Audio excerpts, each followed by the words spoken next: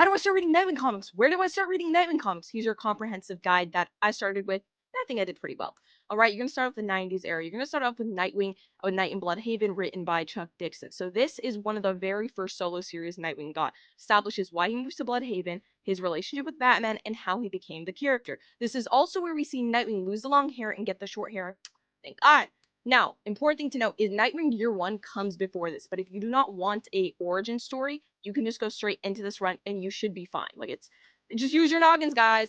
Then you're going to start off with the New 52 in the Rebirth era. Something to note is this is the mid-modern era is what I would call it. It's when DC rebooted, all right? The New 52, 52 new titles. This is where we see the red Nightwing suit. Now, this run was a little iffy.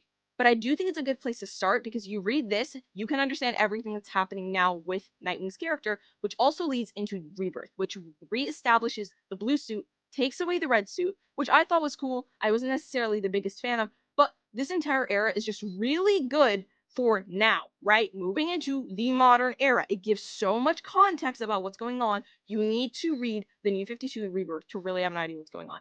Now, the modern era. Let's say you really, really don't want to read those. You're going to start off with Tom Taylor's Leaping into the Light.